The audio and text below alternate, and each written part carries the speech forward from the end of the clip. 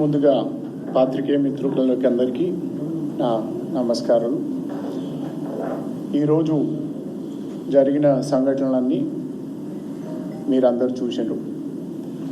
గతంలో ఐపీఎస్ అధికారిగా తెలంగాణ వెల్ఫేర్ సెక్రటరీగా పనిచేసినటువంటి ఆర్ఎస్ కుమార్ గారితో పాటు హరీష్ రావు గారు చేసినటువంటి ఆరోపణలు, ప్రభుత్వం మీద నిందలు వేసే ప్రయత్నం మీరందరూ చూశారు.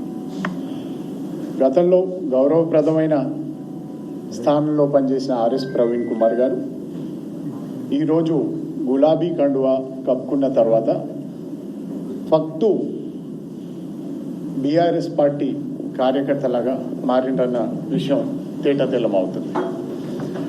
గత ఎన్నికల్లో దళితులందరూ కాంగ్రెస్ పార్టీతో ర్యాలీ అవుతున్నారు, దళితులందరూ కాంగ్రెస్ పార్టీకి మద్దతు తెలుపుతున్నారు అన్న విషయాన్ని గ్రహించిన కేసీఆర్ గారు దళితుల ఓట్లు చీల్చడానికి ఆర్ఎస్ ప్రవీణ్ కుమార్ గారిని ఒక బాణంలాగా కాంగ్రెస్ పార్టీ మీదకి ఎక్కుపెట్టారు. కానీ మీ అందరికీ తెలిసిందే, వారి బాణం గురి తప్పింది. ఆర్ఎస్ ప్రవీణ్ కుమార్తో పాటు కేసీఆర్ గారు, బీఆర్ఎస్ పార్టీ కూడా ఆ ఎన్నికల్లో ఓటమి పాలైంది.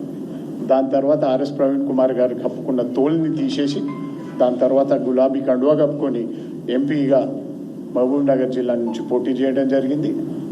దాని రిజల్ట్ కూడా మనం అందరం చూసినాం.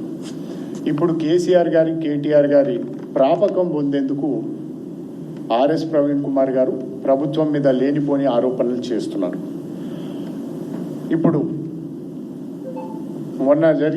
ఇవాళ జరిగిన వారి ప్రెస్ మీట్లో ఆర్ఎస్ ప్రవీణ్ కుమార్ గారు ఎడ్యుకేషన్ డిపార్ట్మెంట్లో 1000 కోట్ల అవినీతి జరిగిందన్న ఆరోపణ చేస్తున్నారు. వారి దగ్గర ట్రక్ నిండా ఆధారాలు ఉన్నాయని కూడా చెప్తున్నాం.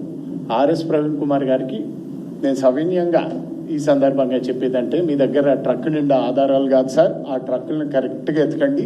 మీ పార్టీ నాయకుల దగ్గర ట్రక్ నిండా పైసలు ఉన్నాయి. ఆ పైసల్ని ఒక దళిత నాయకుడి కింద, లేకపోతే గతంలో గౌరవప్రదమైన స్థానంలో పనిచేసిన అధికారి కింద ఆ ట్రక్ నిండా పైసలన్నీ తీసి తెలంగాణలో ఉన్న దళిత సమాజానికి మొత్తాన్ని పంచాల్సిన బాధ్యత మీ మీద ఉందని మీ అందరికీ తెలియజేస్తూ, మరొక అంశాన్ని లేవనెత్తినరు. గుజరాతీలకి, మార్వాడీలకి, ఢిల్లీ వాళ్ళకి టెండర్లు అప్పగిస్తున్నారన్న విషయాన్ని, తెలంగాణ ప్రజల్ని, తెలంగాణ వాదాన్ని రెచ్చగొట్టి ఇక్కడ మన సమాజంలోని వాళ్ళని రెచ్చగొట్టి తిరిగి వాళ్ళ ఏమన్నా అధికారంలోకి వచ్చేందుకు చేస్తున్న వాళ్ళ ప్రయత్నాన్ని తప్పకుండా మా కార్యకర్తలు, ఓటర్లు వచ్చే ఎన్నికల్లో కాదు, గత ఎన్నికల్లో కూడా అనేక సందర్భాల్లో వాళ్ళని అక్కడి నుంచి వాళ్ళని తరిమి కొట్టడం జరిగింది. వచ్చే ఎన్నికల్లో కూడా మీకు అదే జరుగుతుంది. ఇక ఆర్ఎస్ ప్రవీణ్ కుమార్ గారు ప్రధానంగా ఆరోపణలు చేసిన మఫత్లాల్ అన్న కంపెనీ కానీ, దానికి 2014 నుండి 2023 వరకు కొన్ని 1000 కోట్ల టెండర్లు కట్టుబెట్టడం జరిగింది. ఇక నిరంజన్ జైన్ అన్న ఆయన వారి సారథ్యంలో నడుస్తున్న 3 కంపెనీలు, Niranjan enterprises, MG trends, Chintamani పరిశోధన అన్న కంపెనీలకు కూడా గత ప్రభుత్వంలోనే 150 కోట్ల రూపాయల టెండర్లు వాళ్ళకి అప్పచెప్పడం జరిగింది. అందులో లిడ్ క్యాప్కి సారథ్యం వహిస్తున్నటువంటి ఆర్ఎస్ ప్రవీణ్ కుమార్ గారే 48 కోట్ల ఆర్డర్లు వారి స్వహస్తాలతో వాళ్ళకి అప్పగించడం జరిగింది. మరి అప్పుడు వారు ఎన్ని కమిషన్లు తీసుకున్నారో కూడా బయలు చేయాల్సిన అవసరం ఉంది. ఈ విధంగా కాంగ్రెస్ పార్టీ గతంలో ఈ టెండర్ల విషయంలో అవకతవకలు జరిగి అత్యధిక రేట్లకి వేరే వాళ్ళకి అప్పగిస్తున్నారన్న విషయాన్ని పసిగట్టి ఈసారి మోస్ట్ ట్రాన్స్పరెంట్ వేలో ఈ టెండర్లను చేయడం జరిగింది.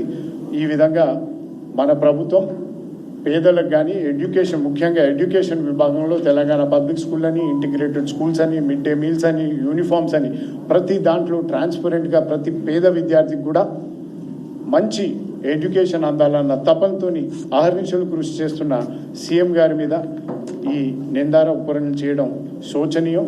ఆర్ఎస్ ప్రవీణ్ కుమార్ గారు ఆ ట్రక్కులను సరిగ్గా గమనించండి. ముందు 4 పేపర్లు మావి ఉంటే కింద లక్షల పేపర్లు ఎవిడెన్స్లు మీవే ఉంటాయి. కాబట్టి ఆ ట్రక్కుల్లో ఉన్న పైసలు, ఆ ఎవిడెన్స్ని తిరిగి మరొకసారి మీరు చూసుకోవాలని మీకు తెలియజేస్తూ ముగిస్తాం.